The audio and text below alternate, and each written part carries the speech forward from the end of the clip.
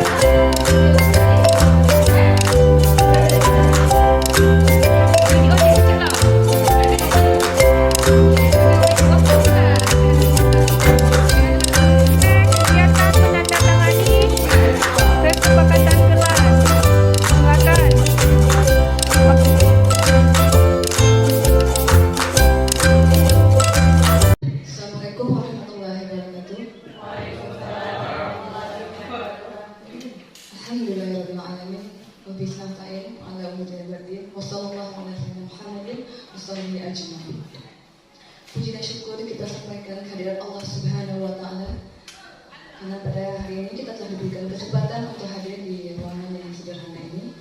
Salawat serta salam kita haturkan kepada Nabi besar Muhammad SAW. Yang saya hormati Kepala Sekolah SMP Negeri 3 Waila Timur beserta Bapak dan Ibu Guru Dewan Guru SMP Negeri 3 Waila Timur. Baik, hari ini kita akan menyaksikan pemaparan dari menyebarkan pemahaman pengalaman budaya positif yang akan disampaikan oleh CGP Ibu Rosi Noviani. Untuk memberkati acara, mari sama-sama kita bacakan Al-Fatihah. Kita bacakan Al-Fatihahnya bersama-sama ya. Dimulai.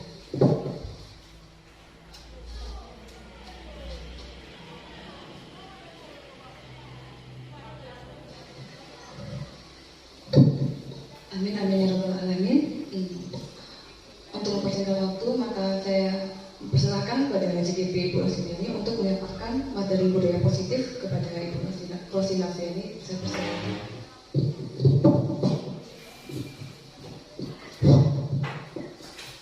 Bismillahirrahmanirrahim. Assalamualaikum warahmatullahi wabarakatuh. Apa kabar Bapak dan Ibu hari ini? Sebelumnya terima kasih saya ucapkan kepada Ibu Moderator, Ibu Wizara SPD yang telah memberikan saya kesempatan pada seminar kita kali ini tentang penyebaran pemahaman dan penerapan pengalaman budaya positif di sekolah. Puji syukur, marilah sama-sama kita panjatkan kepada Allah Subhanahu wa Ta'ala yang telah memberikan kita semua kesehatan, kesempatan, serta keringanan langkah untuk bersama-sama melakukan kegiatan kita di ruangan yang sederhana ini. Salawat dan salam tak lupa pula, mari sama-sama kita sanjungkan kepada baginda Rasulullah SAW yang telah membawa kita dari alam kebodohan ke alam yang penuh ilmu pengetahuan seperti yang kita rasakan pada saat ini.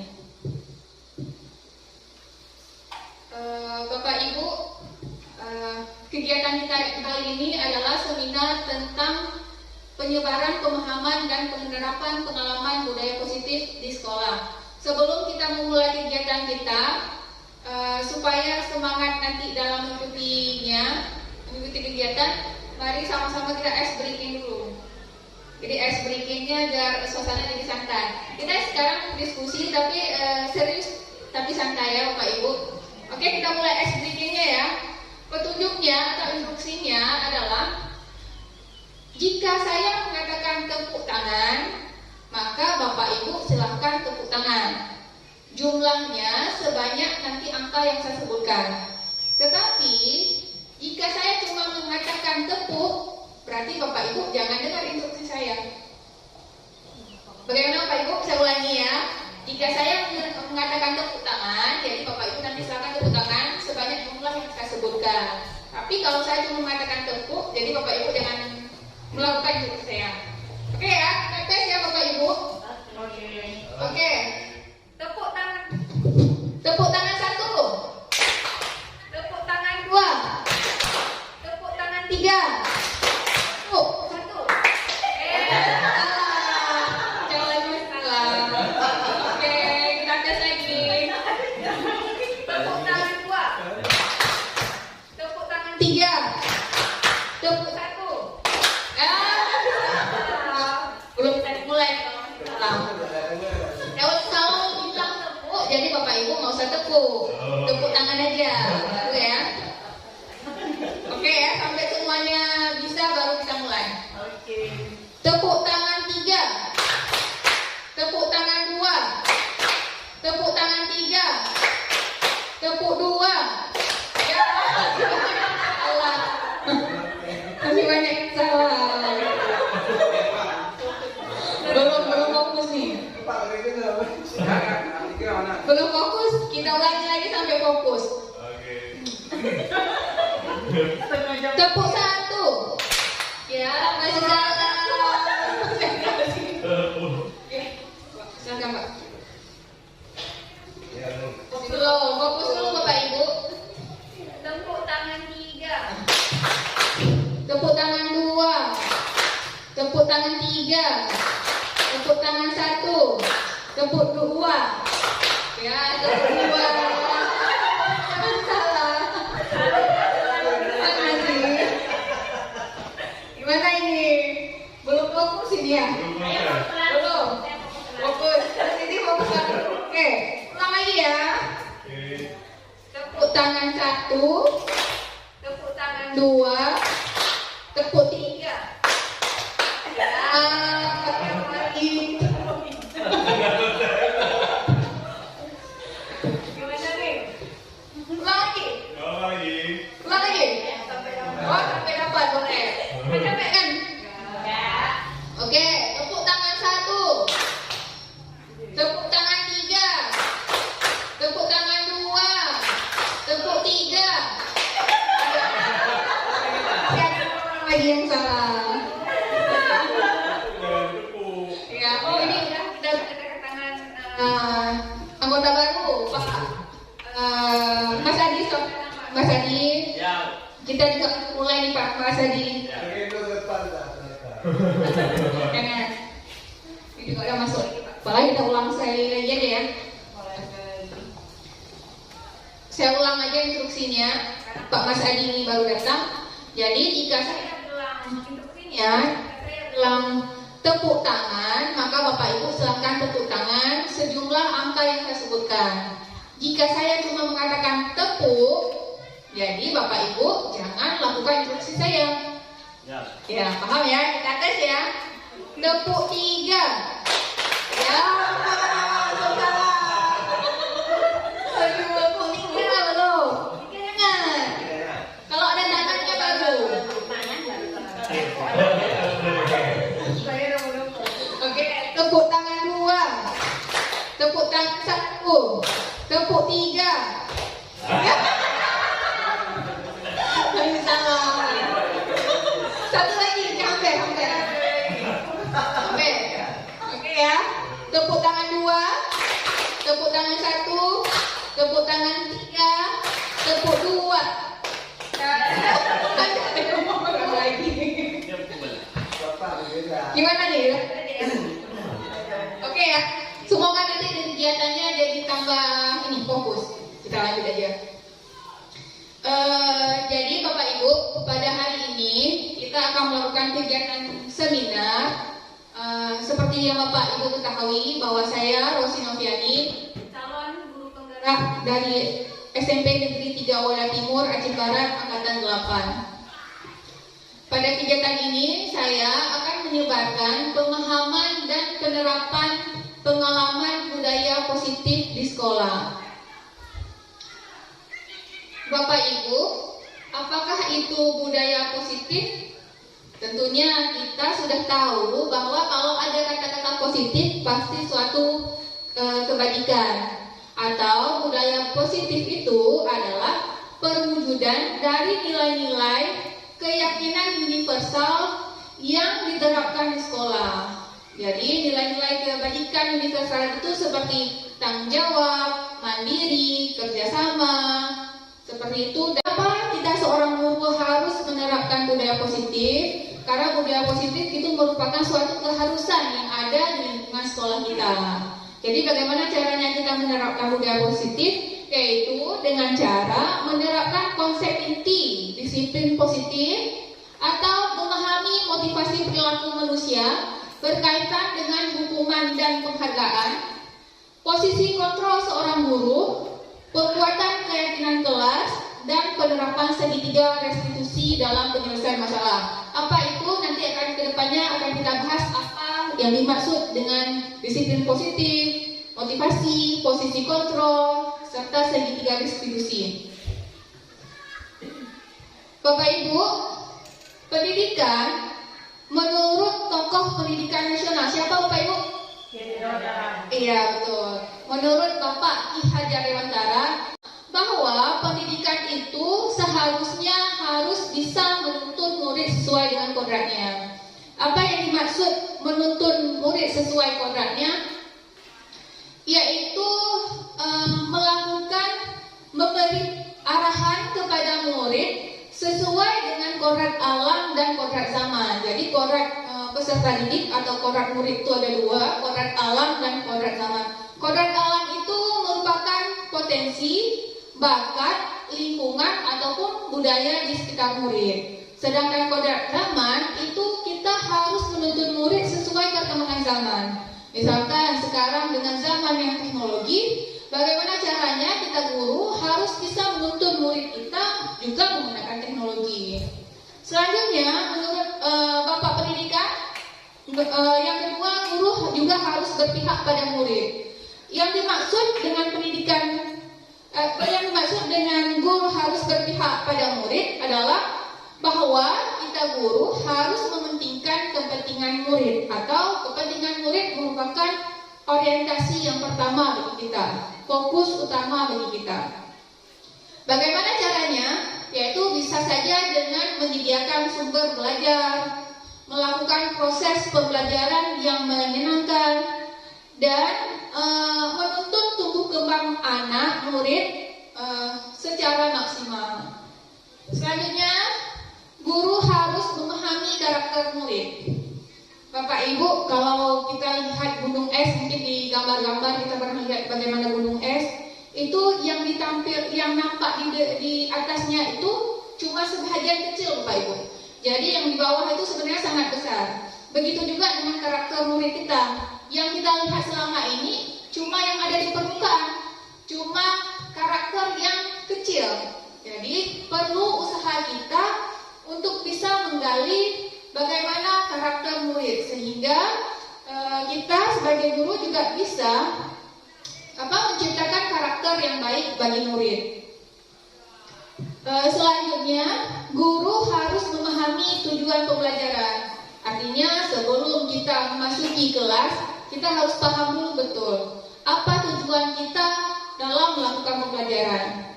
Apa yang ingin dicapai? Apakah cuma pengetahuan, keterampilan, atau bahkan juga sikap apa yang harus tercapai dari murid kita ketika kita memasuki kelas. Jadi tujuannya harus terperinci dengan jelas. Semboyan Ki Hajar Dewantara tentang peran guru sebagai pendidik, yaitu dikenal dengan trilogi pendidikan, seperti yang sudah kita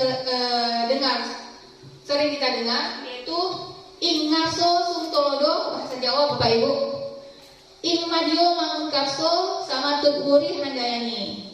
Ing Ngaso Sungtolodo itu di depan menjadi teladan.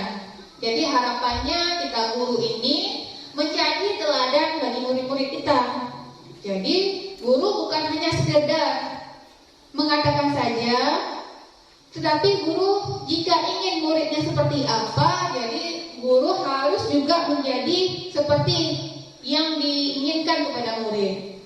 Seperti peribahasa, mungkin Bu Siti lebih tahu peribahasa, kalau guru kencing berdiri, murid akan kencing berlari. Begitu juga kita. Jadi itu merupakan suatu peribahasa bahwa kita, kalau kita melakukan kesalahan, maka anak-anak kita, murid-murid kita juga akan mengikutinya. Jadi harapannya kita menjaga perilaku, sikap, perkataan, perbuatan kita, karena kita memahami bahwa kita ingin menjadi contoh bagi murid-murid kita. Yang kedua, Ing Madio Mangunkarso, yaitu di tengah menyemangati, yaitu seorang guru harus mampu memberikan motivasi kepada murid saat melakukan sesuatu. Apabila kita sudah lihat murid kita lesu, lemas, maka sebagai guru kita juga harus mampu memberikan motivasi kepada murid. Selanjutnya, Tuguri Handayani. Mungkin ini memang simbol di mana-mana logo ini dipakai ya di dalam pendidikan, yaitu di belakang memberi dorongan. Jadi bagi kita guru, kita harus mampu mengarahkan murid untuk mengimplementasikan yang telah kita pelajari. Selanjutnya, Bapak Ibu, aksi nyata yang telah saya lakukan pada filosofi pendidikan menurut Ki Hajar Dewantara. Ini aksi nyata yang sudah lakukan. Bapak Ibu bisa lihat di layar. Yang pertama, saya telah membuat perangkat pembelajaran. Jadi, mungkin kita semua juga sudah melakukannya. Sebelum melakukan proses pembelajaran, memang kita harus dulu merancang dan membuat perangkat pembelajarannya. Yang kedua, ini juga memang suatu kebiasaan di sekolah kita, yaitu berdoa sebelum dan sesudah pembelajaran. Yang ketiga, menjelaskan tujuan pembelajaran. Seperti tadi, tuntutan bahwa pendidikan harus jelas apa tujuan dari pembelajaran. Dan yang keempat, pemberian reward di akhir pembelajaran. Jadi saya memberikan reward atau penghargaan kepada murid-murid nanti yang berhasil menjawab soal yang saya berikan di akhir pembelajaran akan mendapatkan reward. Jadi penting juga kita membangkitkan motivasi murid kita. Selanjutnya aksi nyatanya pembelajaran di kelas itu menggunakan LKPD. Murid juga berdiskusi dengan anggota kelompoknya, serta mereka berani mempresentasikan hasil kerja kelompok. Bapak Ibu, sebagai guru kita harus memiliki nilai. Apa saja itu nilai seorang guru? Yang pertama adalah berpihak pada murid. Berpihak pada murid, kita harus mampu memprioritaskan murid sebagai tujuan utama kita melakukan pembelajaran. Bisa juga dilakukan dengan menerapkan pembelajaran yang menyenangkan, pembelajaran yang sesuai dengan minat murid, yang sesuai dengan profil belajar murid, yaitu apakah audio, apakah visual, ataupun kinestetik. Begitu juga harus bisa tahu kesiapan belajar murid, sejauh mana kemampuan murid. Kemampuan murid itu akan berbeda Bapak Ibu, setiap orang pasti berbeda. Jadi perlu kita menganalisis, mengamati perbedaan kebutuhan murid kita. Yang kedua, nilai yang harus kita miliki adalah nilai reflektif. Reflektif, apa itu Bapak Ibu? Pencerminan ya, biasanya ya. Jadi seorang guru harus mampu melihat dirinya, istilahnya seperti itu, melihat dirinya di cermin, seperti apa proses pembelajarannya, seperti apa yang selama ini dia lakukan. Apakah ada yang perlu dia perbaiki, atau bahkan yang perlu dia tingkatkan. Guru juga harus terbuka terhadap masukan dari rekan-rekan guru yang lainnya ataupun dari kepala sekolah. Reflektif ini bisa dilakukan oleh diri sendiri, misalkan tadi kita dengan melihat apa kira-kira keberhasilan kita, apa yang belum berhasil, atau bisa juga ditanya kepada murid, kira-kira bagaimana proses pembelajaran, apa yang harus kita guru perbaiki, bisa, ataupun bisa juga melalui kepala sekolah, seperti yang sudah kepala sekolah lakukan, beliau melakukan supervisi, mungkin di situ kita bisa lihat, bisa konsultasi dengan beliau, dengan menanyakan apa kelebihan kita, apa kekurangan kita selama proses pembelajaran. Selanjutnya adalah nilai mandiri. Mandiri itu adalah guru yang mampu bertanggung jawab terhadap apa yang dilakukannya, dan yakin akan kemampuan pada diri guru tersebut. Selanjutnya kolaboratif. Kolaboratif itu mampu kita bekerja sama dengan lingkungan kita. Jadi guru itu harus memiliki nilai kolaboratif. Seperti yang sudah kita terapkan, harapannya semoga kolaboratif kita dalam memajukan sekolah ini tetap berkelanjutan dan kontinu. Jadi kita tetap kompak dalam melaksanakan proses pembelajaran dengan tujuan memajukan sekolah dan meningkatkan semangat belajar murid. Yang kelima, yang terakhir yaitu inovatif. Inovatif itu artinya guru mampu memberikan gagasan atau ide baru. Jadi guru itu perlu melakukan perubahan. Pengajaran atau proses pembelajaran tidak terjadi seperti itu saja dari tahun ke tahun seperti itu. Jadi guru perlu melakukan inovasi dan kreatif dalam menerapkan proses pembelajaran. Misalkan bisa kita lihat dari sekarang guru-guru kita di sekolah sudah mulai inovatif, misalkan dengan menerapkan atau Bu Siti kemarin saya lihat guru Siti sudah mulai nempel-nempel bahan bacaannya, jadi anak-anak bisa melihat materinya di kelas, atau dengan penggunaan teknologi, misalkan penggunaan Minfocus yang sebelumnya mungkin anak-anak kita belum pernah menggunakannya. Selanjutnya, selain nilai, seorang guru juga harus memiliki 5 peran, yaitu menjadi pemimpin pembelajaran. Menjadi pemimpin pembelajaran itu artinya guru mampu membimbing dan menyiapkan murid tumbuh dan berkembang secara maksimal menghadapi tantangan. Jadi kita guru ini perlu menjadi pemimpin pembelajaran. Bisa saja dilakukan dengan proses pembelajaran yang berpihak pada murid dan proses pembelajaran yang menyenangkan pada murid. Yang kedua yaitu mewujudkan kepemimpinan murid, yaitu artinya memberikan dorongan dalam peningkatan kemandirian dan kepemimpinan murid, membantu murid mandiri belajar, serta mendidik karakter murid. Dan yang ketiga yaitu mendorong kolaborasi. Kita guru juga harus berperan mampu mendorong kerjasama guru-guru yang lainnya. Yang keempat, menjadi coach bagi guru lain, yaitu kita guru perlu menjadi mentor, ya betul Pak, pelatih bagi guru lain. Kita juga guru mampu melakukan refleksi terhadap guru lain, memberi masukan dan bimbingan kepada rekan-rekan guru kita di sekolah. Yang kelima yaitu menggerakkan komunitas praktisi, yaitu kita ikut andil dalam kegiatan komunitas baik di sekolah ataupun di luar sekolah. Di sekolah seperti yang sudah kita lakukan, baru kita rencanakan, yaitu komunitas praktisi kurikulum merdeka, ataupun di luar sekolah itu seperti MGMP. Jadi saya rasa Bapak dan Ibu di sini semua aktif dalam MGMP, itu merupakan satu peran kita dalam menggerakkan komunitas praktisi. Aksi nyata yang sudah saya lakukan pada nilai dan peran guru penggerak, yaitu yang pertama sudah menemukan karakter religius berupa berdoa sebelum dan sesudah pembelajaran. Bapak Ibu saya rasa juga sudah melakukannya ini. Bergotong royong dalam membersihkan lingkungan sekolah.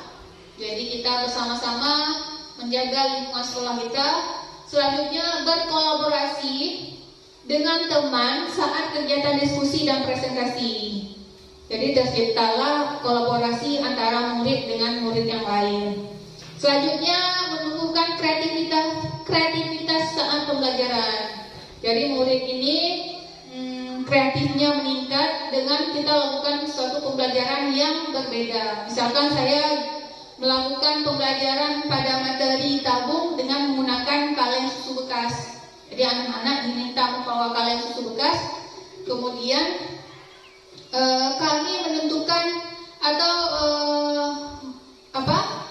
nanti bisa lihat berapa tingginya, berapa jari-jarinya dari kaleng susu bekas tersebut. Jadi itu pada materi tabung. Selanjutnya melatih keberanian saat presentasi. Jadi murid-murid kita latih keberaniannya, walaupun nanti mereka malu-malu, tapi kita sebagai guru harus mampu memberikan motivasi kepada murid sehingga murid terlatih keberaniannya. Murid mampu mampu mempertanggungjawabkan hasil kerja kelompok dengan cara mempresentasikan di depan teman sekelasnya. Saya juga aktif mengikuti kegiatan pelatihan. Seperti sama-sama kita kemarin ikut pelatihan baik online ataupun langsung ke dinas pendidikan. Ini beberapa contoh saya mengikuti pelatihan. Ini ada pelatihan MGMP, pelatihan kemarin tentang untuk guru IPA itu ada 10 hari pelatihannya di dinas pendidikan Aceh Barat. Kemudian saya juga berkolaborasi dengan kepala sekolah dan rekan guru. Jadi kita saling melakukan diskusi dalam mewujudkan kemajuan bagi sekolah kita. Saya juga melakukan refleksi setelah kegiatan pembelajaran. Jadi hal apa yang perlu saya tingkatkan atau hal apa yang perlu saya perbaiki pada pertemuan atau pada proses pembelajaran berikutnya. Ini foto kegiatan MGMP Guru Merdeka Aceh Barat, pertemuannya sebulan 2 kali. Kemudian visi itu sebagaimana telah kita ketahui bersama merupakan impian, harapan, doa, dan gambaran masa depan. Visi itu sangat berpengaruh pada daya kerja karena mampu memberikan inspirasi, motivasi, dan kekuatan untuk memperoleh keinginan di masa depan. Visi itu yang kita susun harus berlandaskan profil pelajar Pancasila. Apa itu profil pelajar Pancasila? Ada berapa dimensi Bapak Ibu? Ada berapa kita? Ada 6, ya betul ya, ada 6. Ada yang bisa menyebutkan? Mungkin bagi kita ini adalah sesuatu yang masih baru ya, karena sekolah kita belum menerapkan kurikulum mereka dan kita juga masih sangat minim mengikuti pelatihan. Jadi kemampuan kita mungkin masih sedikit kurang dalam hal ini. Dimensi pelajar Pancasila itu ada 6. Yang pertama, beriman dan bertakwa kepada Tuhan Yang Maha Esa dan berakhlak mulia. Yang kedua, berkebinekaan global, itu artinya murid yang terbuka terhadap budaya luar, tapi juga menjunjung tinggi nilai-nilai budaya yang ada di lingkungannya. Yang selanjutnya bergotong royong, yaitu murid yang mampu bekerja sama dengan lingkungannya. Selanjutnya kreatif, bernalar kritis, dan mandiri. Inilah harapannya visi yang kita susun itu harus berlandaskan atau harus sesuai dengan profil pelajar Pancasila. Untuk menyusun visi bisa melakukan suatu pendekatan namanya pendekatan inquiry apresiatif, yaitu merupakan pendekatan suatu perubahan dan melalui alur Bagja. Bagja ini juga merupakan sesuatu yang asing mungkin bagi kita karena belum pernah mendengar. Sebenarnya Bapak Ibu, Bagja ini adalah singkatan. Jadi singkatan dari buat pertanyaan, ambil pelajaran, gali mimpi, jabarkan rencana, dan atur eksekusi. Pada buat pertanyaan untuk menyusun visi tadi, itu berisi pertanyaan untuk menentukan arah penelusuran. Apa yang ingin kita telusuri? Yang pada tahap ambil pelajaran, yaitu memandu bagaimana pengalaman positif dari individu, kelompok, atau komunitas lain yang akan dijadikan pembelajaran. Pada kali mimpi berupa narasi keadaan ideal jika prakasa perubahan terwujud. Pada jabarkan rencana, yaitu untuk mengidentifikasi tindakan-tindakan yang dilakukan. Dan yang terakhir pada atur eksekusi, kita harus membantu transformasi rencana menjadi nyata. Ini yang paling penting pada atur eksekusi. Visi yang telah saya buat pada kegiatan guru penggerak, yaitu mungkin ini nanti bisa kita selaraskan dengan visi sekolah kita atau visi sekolah mungkin perlu kita ubah revisi atau bagaimana, nanti mungkin bisa kita diskusikan dalam komunitas praktisi kita nantinya.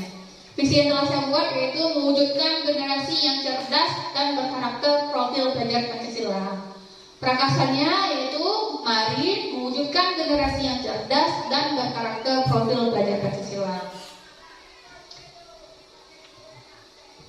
Yang pertama tadi mungkin Pak Ibu masih bertanya, salah satu mewujudkan budaya positif adalah dengan melakukan disiplin positif. Apa itu disiplin positif? Yaitu penerapan yang mengajarkan murid bertanggung jawab dan menumbuhkan kesadaran diri berdasarkan nilai-nilai kebajikan. Nilai-nilai kebajikan seperti tadi yang sudah kita ketahui, seperti kejujuran, kemandirian, kerjasama, dan lain-lain.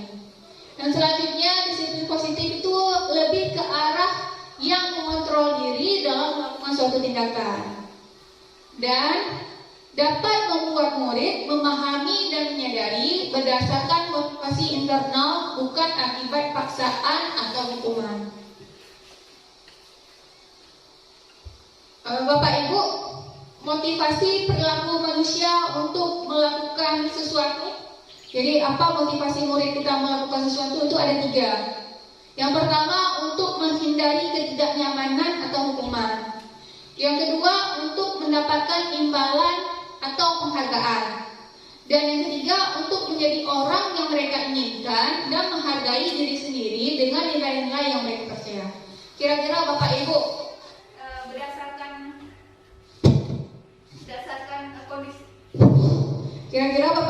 berdasarkan kondisi kita sekarang ini, motivasi apa yang ada pada murid kita yang paling dominan dalam melakukan pembelajaran selama ini? Apa Pak Ibu? Apakah untuk menghindari hukuman, untuk mendapatkan imbalan, atau memang ingin menghargai dirinya sesuai dengan keyakinan yang ia yakini? Kira-kira menghindari hukuman dan mendapatkan penghargaan. Oke, Bu Sami, silakan Bu Sami.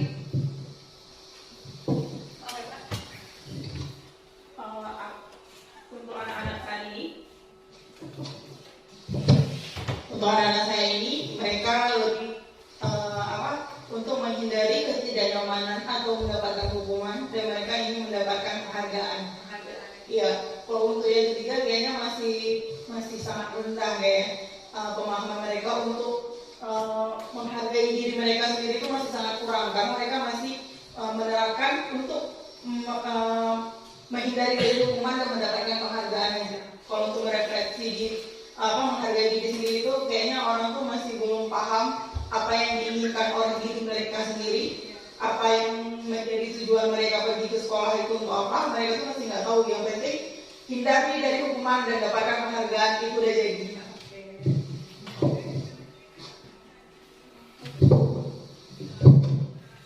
Oke, terima kasih Bu Salmi, tepuk tangan dulu. Itu real yang Salmi ataupun mungkin Bapak Ibu lihat selama ini, bahwa motivasi murid-murid kita itu melakukan sesuatu itu karena untuk menghindari hukuman atau mendapat penghargaan. Tetapi Bapak Ibu, yang paling ideal atau yang paling diharapkan itu adalah motivasi eksternal, yaitu untuk menjadi orang yang mereka inginkan dan menghargai diri sendiri dengan nilai-nilai yang mereka percaya. Untuk itu kita sebagai guru harus memikirkan bagaimana caranya agar murid-murid kita di sekolah ini termotivasi dalam melakukan sesuatu itu karena internal, bukan eksternal, bukan ingin mendapat penghargaan atau menghindari hukuman, tapi untuk mereka meyakini dan menghargai diri sendiri terhadap nilai-nilai yang mereka percaya. Makanya dituntut kita untuk menghindari hukuman dan pemberian penghargaan berlebih agar meminimalisir motivasi eksternal dalam diri murid.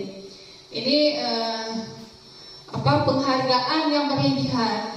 Kalau saya pribadi, saya lebih setuju untuk murid-murid kita diberikan penghargaan. Mungkin ini kaitannya penghargaan yang berlebihan. Selanjutnya, oke. Sekarang Bapak Ibu kita lihat ya, kira-kira nanti ada tayangannya di depan. Kira-kira termasuk hukuman atau konsekuensi ya dari sesuatu yang dilakukan. Atau sebelumnya ada yang tahu perbedaan hukuman dan konsekuensi? Kalau kira-kira murid memecahkan jendela kelas, kemudian kita guru meminta gantinya, itu konsekuensi apa hukuman? Konsekuensi, ya benar, itu merupakan suatu konsekuensi. Kalau ada murid yang terlambat datang ke sekolah, selanjutnya guru memanggilnya dan menyuruh untuk membersihkan kamar mandi, kira-kira konsekuensi apa hukuman? Hukuman ya. Baik, sekarang coba kita lihat contoh yang lainnya.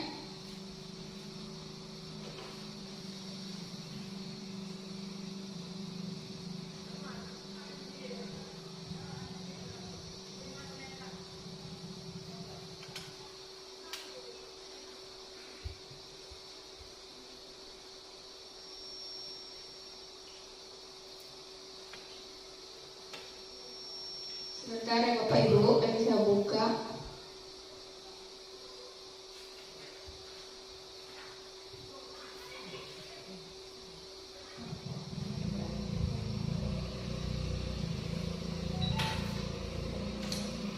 Ini perbedaan yang mana hukuman dan yang mana konsekuensi. Hukuman itu sifatnya sesuatu yang menyakitkan, harus terjadi. Membuat anak sakit, fisik maupun hatinya. Anak membenci kedisiplinan, merupakan suatu paksaan. Terus konsep diri yang buruk, anak belajar untuk menyembunyikan kesalahan, merasa marah, merasa bersalah, merasa dipermalukan dan merasa tak dihargai. Itu hukuman. Sedangkan konsekuensi yaitu sesuatu yang harus terjadi, membuat anak merasa tidak nyaman dalam jangka waktu pendek, jadi tidak permanen. Mungkin anak akan merasa tidak nyaman, tapi itu sifatnya tidak lama, jangka pendeknya. Anak menghargai disiplin, kemudian terjadi stimulus tanggapan, mendorong anak agar mudah menyesuaikan diri, konsep diri yang baik, anak belajar untuk mematuhi peraturan, kehilangan hak, dibuat tidak nyaman, diasingkan untuk sementara.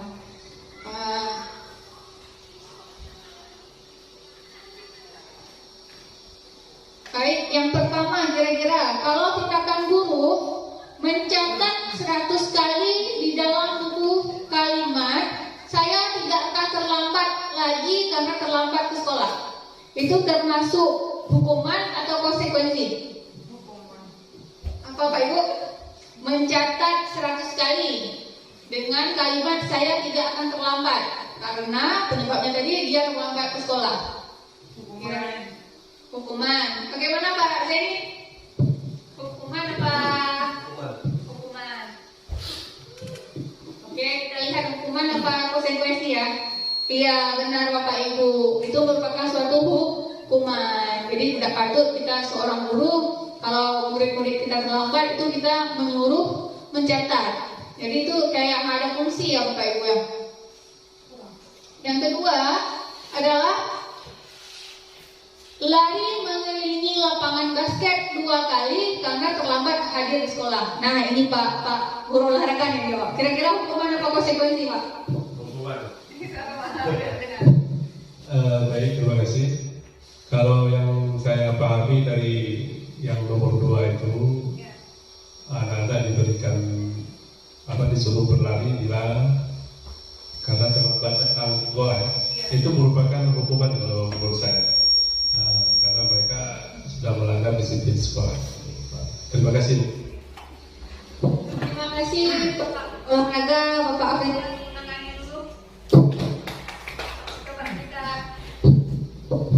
Coba kita cek ya Bapak Ibu, kira-kira hukuman apa konsekuensi?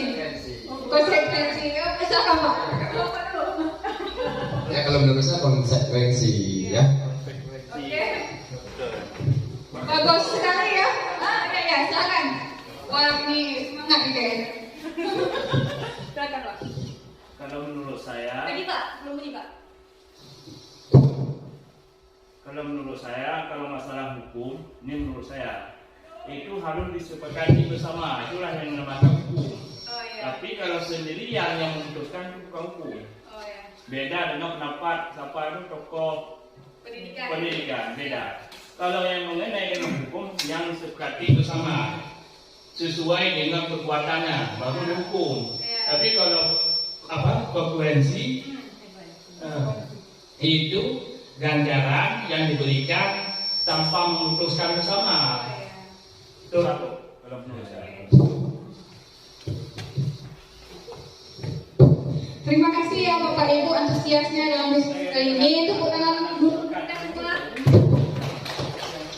Benar sekali kayak Pak Mas Adi bilang bahwa hukuman dan konsekuensi apa bedanya? Kalau hukuman itu berjalan sendiri. Jadi kita belum ada kesepakatan ya Pak Mas Adi ya. Kalau konsekuensi itu kita udah sepakat nih.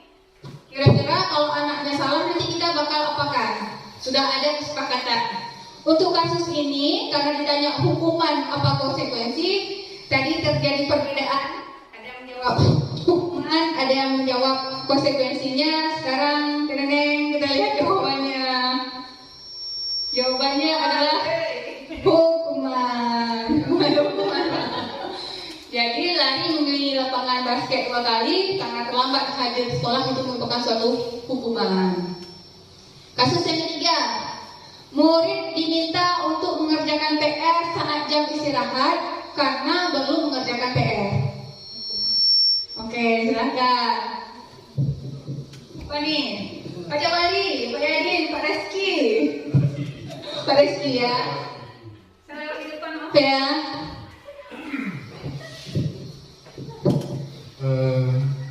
Kalau saya lebih berat ke sebenarnya ke hukuman. Hukuman, alasannya nggak Pak Reski? Alasannya karena PR itu dikerjakan di rumah. Jadi kalau kita menyuruh mengerjakan di sekolah, sepertinya lebih kepada menghukum seperti itu. Terima kasih Pak Reski. Tepuk tangan dulu untuk Pak Reski. Pak Jawali, ya silakan Pak Jawali. Komentarnya Pak Jawali. Salah nggak apa-apa Pak Jawali.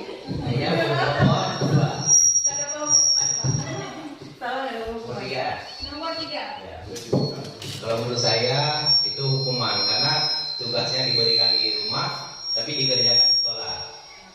Itu ya Bu. Oke, terima kasih. Ini saya senang sekali diskusinya berjalan dengan penuh antusias. Masih ada nih Bu Wizarah mau coba menanggapi, silakan Bu Wizarah.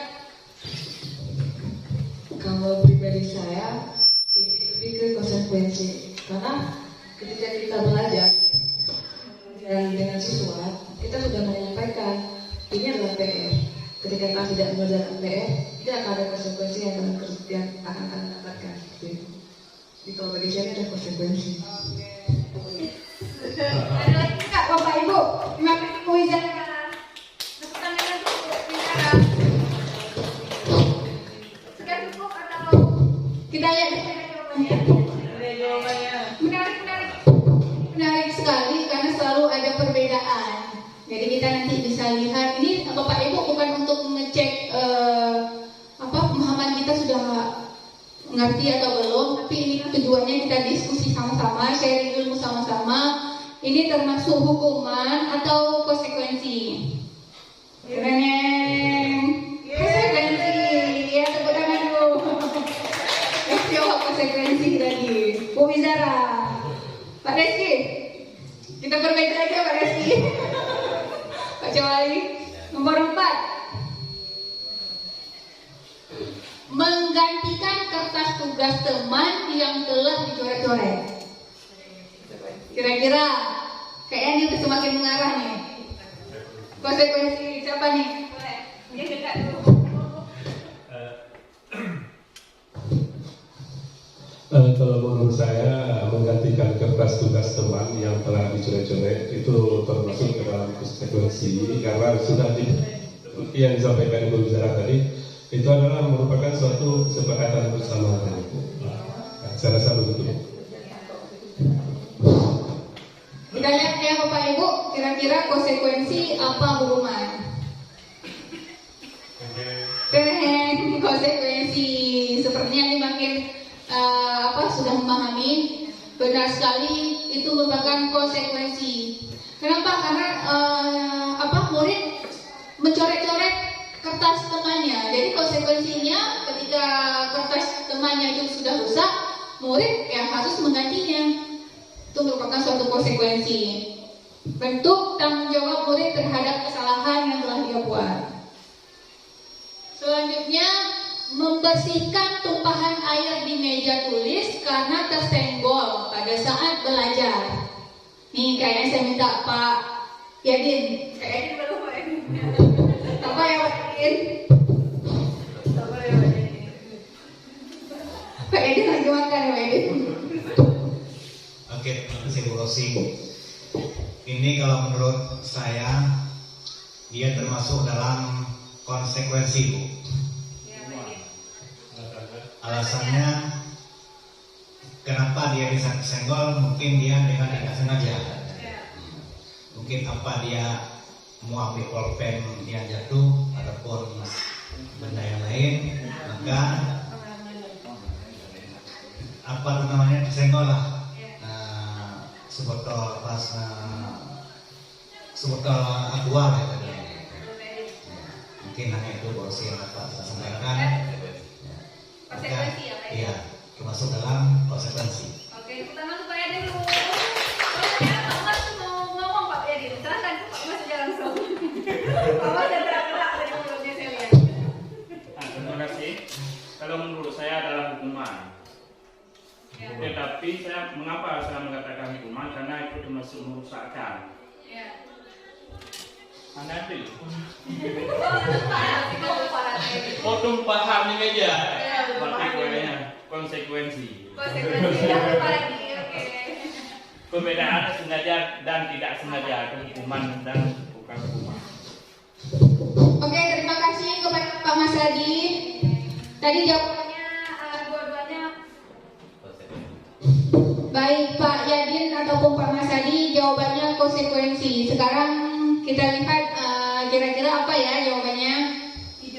Hijau konsekuensi. Berarti Bapak Ibu semakin memahami apa bedanya hukuman, apa bedanya konsekuensi. Jadi yang mana termasuk hukuman, kasus yang mana termasuk merupakan suatu konsekuensi. Seperti kasus tadi ketika ada murid yang menumpahkan air di meja, jadi merupakan sesuatu yang normal atau merupakan suatu bentuk tanggung jawabnya untuk membersihkan tumpahan air tersebut. Jadi itu bukan termasuk hukuman, tapi adalah konsekuensi karena tindakannya atau bentuk tanggung jawabnya terhadap tindakan yang sudah dia buat. Selanjutnya, murid disuruh tidak mengenakan sepatu seharian di sekolah karena tidak mengenakan sepatu hitam. Ini saya minta Pak Kepala Sekolah nih, karena sepatu hitam kayaknya menyangkut aturan sekolah nih. Boleh Pak ya? Saya baca lagi Pak ya. Murid disuruh untuk tidak mengenakan sepatu seharian di sekolah karena tidak mengenakan sepatu hitam. Ini hukuman.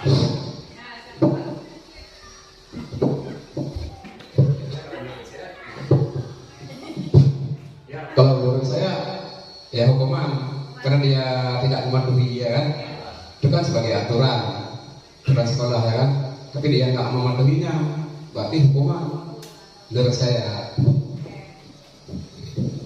Terima kasih, tepuk tangan dulu untuk Pak Kepala Sekolah. Bapak Ibu yang lain ada yang mau menanggapi? Oh Bu Siti, ya silakan Bu Siti.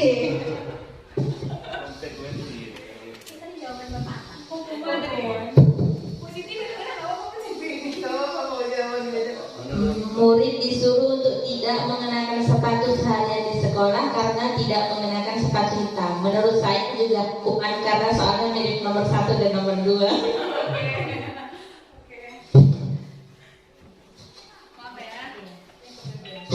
Oke, terima kasih Bu Siti, tepuk tangannya dulu Bapak Ibu. Jawabannya sama jawaban merupakan hukuman. Sekarang coba kita lihat kira-kira sejauh mana kita sudah memahaminya. Hukuman 1, 2, 3. Betul ya hukuman, tepuk tangan dulu. Kita sudah memahami merupakan suatu hukuman. Karena kenapa? Kalau tidak memakai sepatu, harusnya yang dikasih bukan tidak memakai sepatu. Kalau tidak memakai sepatu hitam, itu merupakan suatu hukuman kepada murid kita. Suatu kesalahan jika murid melakukan kesalahan, juga kita balas kesalahan dengan membiarkannya tidak memakai sepatu seharian.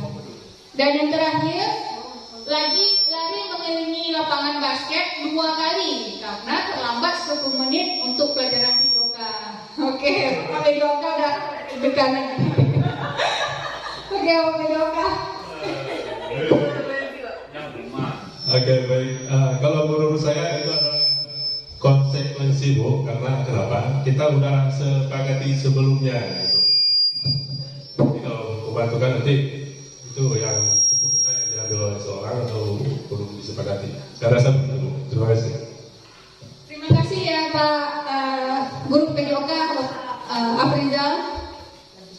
Sepertinya kita memang sudah paham ini Bapak Ibu. Saya rasa kita di ruangan ini memang sudah benar-benar paham yang mana hukuman, yang mana konsekuensi. Terlihat tadi bahwa ketika kasus di awal banyak mungkin dari kita tadi melakukan kesalahan menjawabnya, tapi akhirnya makin betul-betul semua. Tadi kita sudah paham. Kita lihat jawabannya. Ya, benar sekali ya Pak Afrizal. Ini merupakan konsekuensi. Seperti tadi, kalau lari dalam pelajaran PJOK itu kan suatu yang wajar, pasti sudah disepakati. Kecuali di pelajaran seni disuruh lari, mungkin itu nggak nyambung ya Bapak Ibu. Ini karena di pelajaran PJOK, jadi mungkin ini sudah disepakati terlebih dahulu. Selanjutnya,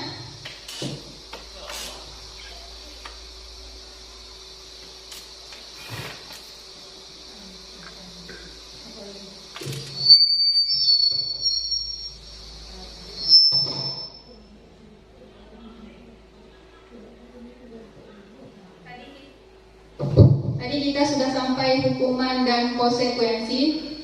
Sekarang materi selanjutnya adalah, kita lihat dulu.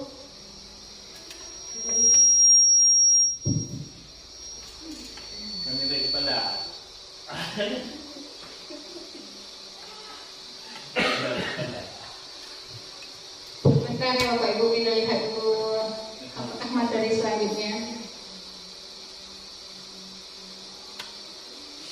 Oke, 5 dasar kebutuhan manusia.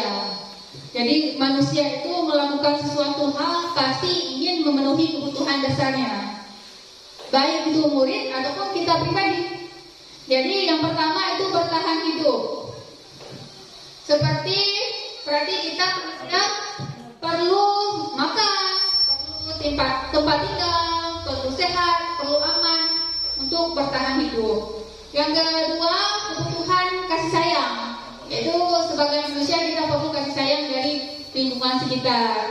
Perasaan diterima, perasaan dipedulikan, menjadi kelompok dari kelompok yang ada di lingkungan kita. Yang ketiga, penguasaan. Penguasaan itu artinya pengakuan atas apa yang telah dia buat. Jadi kan kita manusia perlu pengakuan ya kadang-kadang ya. Yang keempat, kebebasan. Jadi sebagai manusia kita juga perlu bebas dalam menentukan pilihan. Itulah kebutuhan kita manusia. Dan yang terakhir adalah kebutuhan kesenangan, seperti bermain, seperti tertawa. Selanjutnya, posisi kontrol Bapak Ibu. Jadi kita guru ini memiliki 5 posisi kontrol. Sebagai penghukum, sebagai teman, sebagai pembuat merasa bersalah, sebagai pemantau. Kira-kira dari kelima itu yang paling ideal atau yang paling baik itu di posisi yang mana Bapak Ibu? Apa penghukum, apa teman, pembuat merasa bersalah, pemantau, atau manajer? Manajer ya Bu Salmi ya.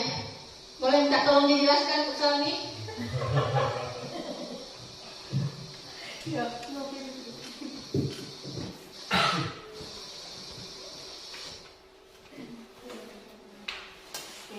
kasih. Ya, terima kasih. Yang kepada Bu Rosi.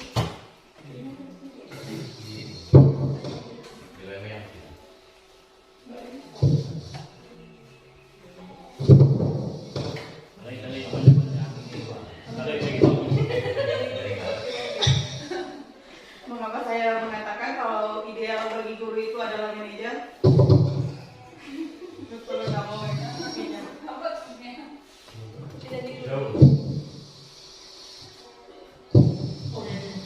Mengapa saya mengatakan kalau ideal bagi guru adalah manajer? Karena manajer itu bisa mengatur segala hal. Yang pertama tadi bisa menjadi penghukum, bisa menjadi pembuat perasaan bersalah, bisa menjadi apa lagi tadi yang lupa? Oh, bisa menjadi teman, dan bisa menjadi pengontrol. Jadi manajer itu bisa melakukan semuanya. Kalau mengambil salah satu itu akan terjadi ketidakseimbangan. Ya, terima kasih. Terima kasih Bu Salmi. Jadi benar sekali Bu Salmi dan Bapak Ibu lainnya bahwa posisi yang ideal bagi orang itulah sebagai manajer. Kenapa manajer? Karena guru itu nanti bisa berbuat sesuatu bersama murid. Dia sendiri mempersilahkan murid bertanggung jawab perilakunya dan mendukung murid agar dapat menemukan solusi atas permasalahan sendiri.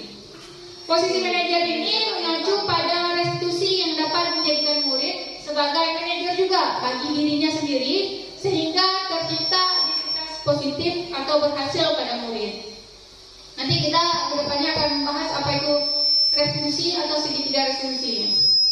Selanjutnya keyakinan kelas atau sekolah, yaitu budaya positif ya, yang selanjutnya itu merupakan keyakinan kelas atau sekolah, yaitu guru berperan dalam mewujudkan terbentuknya keyakinan sekolah dengan adanya kesepakatan antara guru dan murid. Keyakinan sekolah ini berupa pernyataan universal yang mudah diingat, dipahami, dan harus diterapkan dalam lingkungan sekolah. Aksi nyata yang telah saya buat pada keyakinan kelas, yaitu saya sudah membuat keyakinan kelas di kelas saya sendiri sebagai wali kelas 9, yaitu saya meminta dulu murid-murid untuk menulis aturan yang berlaku di sekolah, kemudian mengubah kalimat yang murid tulis menjadi kalimat positif, menjadi suatu keyakinan. Seperti disiplin misalkan, tepat waktu, bertanggung jawab, memakai seragam sesuai jadwal, keyakinan kelas yang telah saya buat, berkata jujur, menghargai dan menghormati teman dan guru dan sebagainya. Ada 12 keyakinan kelas yang saya buat di kelas 9.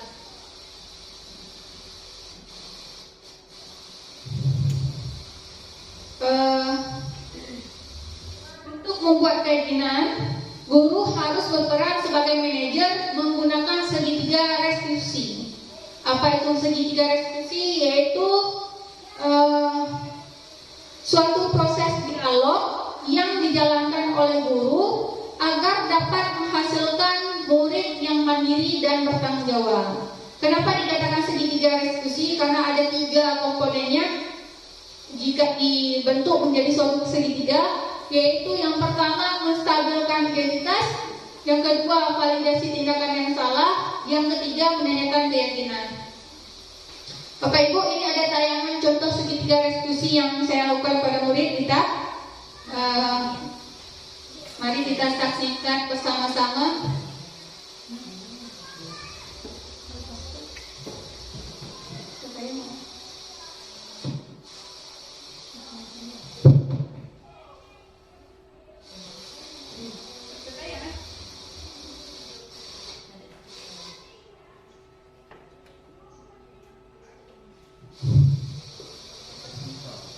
Sepertinya tidak bisa tayang Bapak Ibu karena ini nggak ada loudspeaker. Pada sayang sekali saya sudah buat video mau ditampilkan kepada Bapak Ibu contoh segitiga restitusi. Jadi nanti di situ ada tindakan yang mana hal pertama yang harus kita lakukan apabila murid kita melakukan kesalahan itu adalah menstabilkan identitas dulu. Jadi kita harus stabilkan identitasnya seperti apa kesalahannya, kita kesalahan apa seperti itu. Yang kedua itu tahapnya memvalidasi tindakan yang salah. Jadi kita tanya dulu sama murid, benar tidak tindakan yang kamu lakukan. Jadi kita validasi dulu sehingga murid yakin bahwa tindakan yang dilakukan itu salah. Tahap yang terakhir itu menanyakan keyakinan. Kira-kira tindakan yang salah dia tadi buat itu keyakinan kelas apa yang dilanggar? Misalkan murid yang terlambat masuk ke kelas, berarti keyakinan apa? Keyakinan disiplin. Bapak Ibu, jadi dalam mewujudkan budaya positif itu kita harus ada hubungannya dengan filosofi Ki Hajar Dewantara, yaitu dengan menjalankan budaya positif di sekolah, maka akan mempermudah dalam tercapainya tujuan pendidikan nasional sesuai dengan filosofi Ki Hajar Dewantara, yaitu pendidikan yang berpihak pada murid dan bersifat menuntun tumbuh hidupnya kekuatan kodrat yang ada pada murid. Yang kedua adalah dengan berhubungan dengan nilai dan peran guru, yaitu budaya positif dapat jika seorang guru memiliki 5 nilai dan 5 peran, yaitu berpihak pada murid, mandiri, reflektif, kolaboratif, inovatif, serta mendorong kolaborasi antar sesama warga sekolah dengan adanya keyakinan sekolah yang harus disepakati dan bersama. Kemudian juga berhubungan dengan visi guru, yaitu salah satu perubahan yang diinginkan sesuai dengan visi guru, terbentuknya budaya positif agar dimulai sekolah aman dan berpihak pada murid. Untuk mewujudkan visi guru penggerak atau visi kita, maka perlu penguatan prakarsa perubahan sesuai dengan filosofi Ki Hajar Dewantara dan profil pelajar Pancasila. Demikian Bapak Ibu, diskusi sharing ilmu dan bertukar pikiran kita pada pertemuan kali ini tentang budaya positif sekolah. Harapannya semoga kita dapat berkolaborasi, bekerjasama dalam mewujudkan budaya positif di sekolah ini. Dan juga semoga sekolah kita semakin maju ke depannya, baik murid ataupun gurunya sama-sama berubah menuju lebih baik. Demikian, terima kasih Bapak Ibu atas perhatiannya, atas kesempatannya, atas antusiasnya, atas semangatnya. Mohon maaf jika dalam penyampaian atau dalam tindakan tadi saya melakukan kesalahan, baik perkataan atau perbuatan. Saya akhiri, wabillahi taufiq wal hidayah. Assalamualaikum warahmatullahi wabarakatuh.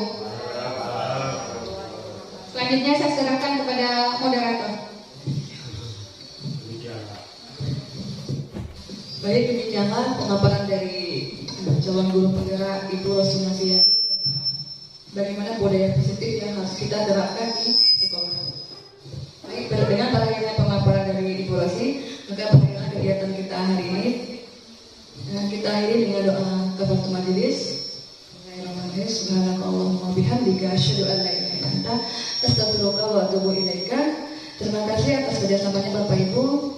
Saya tutup. Assalamualaikum warahmatullahi wabarakatuh.